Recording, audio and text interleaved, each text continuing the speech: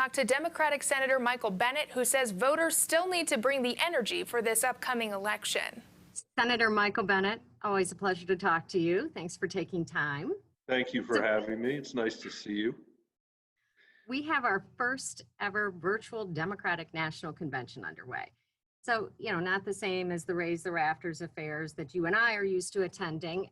Some argue that Democrats don't need to be energized with President Trump in office. You agree? I just totally disagree with that. We have to be energized. There are a lot of us who didn't think Donald Trump could ever be elected president for a whole variety of reasons. And now we know that's not true. He was elected president.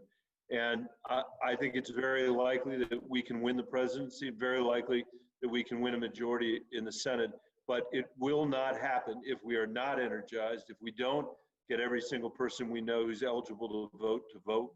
And I thought it was great last night to have not just the broad array of the Democratic Party at that convention, but to have Republicans at that convention saying that they were turning the page on Donald Trump and endorsing Joe Biden. I really think there's an opportunity here for Joe Biden and Kamala Harris to unify not just the Democratic Party, but the country as a whole. And we certainly are overdue that opportunity.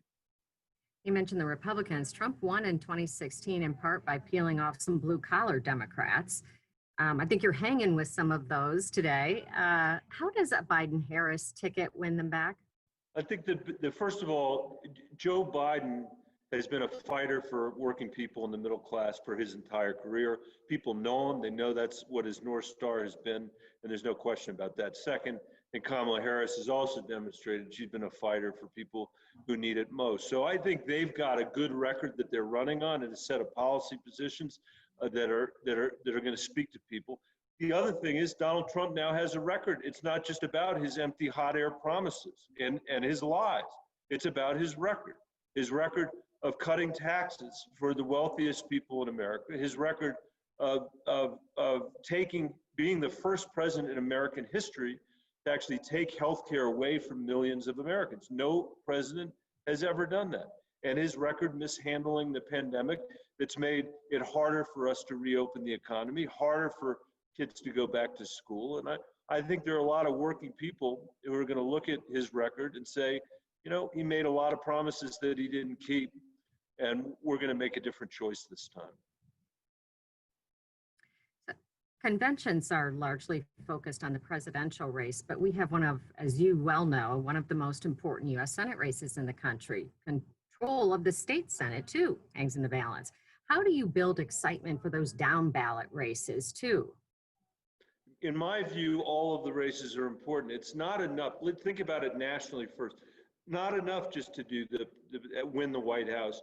Because if you're concerned about the direction of the federal courts, if you're concerned about the direction of the Supreme Court, we need to win the Senate as well. Fortunately, we have the opportunity to do that. I think John Hickenlooper, with his vast experience in business and as an extremely successful mayor and extremely successful governor, has the chance to win here. I think we've got the chance to win seats in Montana and Arizona and Maine and North Carolina, maybe even in Kansas and Iowa. So there's a real opportunity for the Democratic Party if we're working hard, and then it matters at every level as well. And I think that this has been a very challenging moment for the Republican Party because people have had to decide whether or not they're going to go with Donald Trump or not. I know a lot of local people who are disgusted by what Donald Trump has done while he's been president. I think they're looking forward to a change, and that's what's going to happen. The pendulum swings back and forth.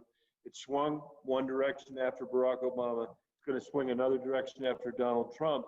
Then it's up to the people in charge, the Democrats in this case, to govern in a way that actually builds popular support and builds momentum. Because if we don't do that, we'll just get thrown out ourselves.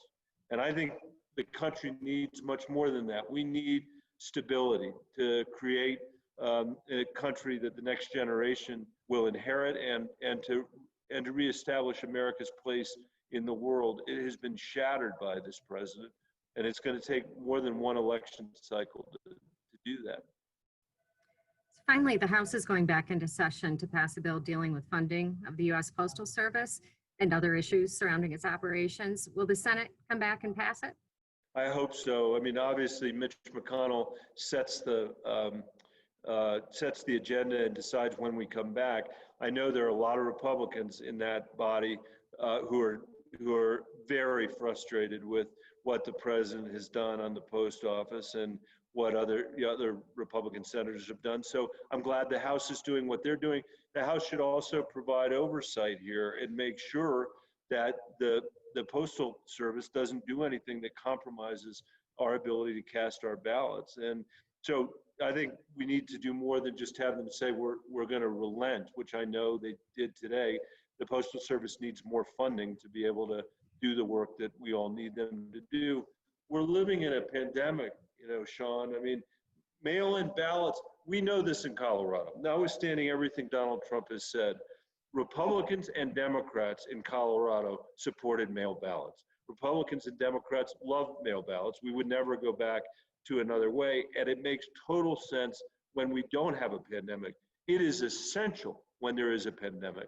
And so that my hope is we will go back, we will pass the funding that's required, we will extend unemployment insurance in a way that doesn't disincentivize people from going back to work, we will backstop our state and local governments, and we will provide the kind of support that our public health infrastructure needs to do testing and contact tracing, so that not only can we open school, but we can keep school open. Not only can we open our economy, but we can keep our economy open.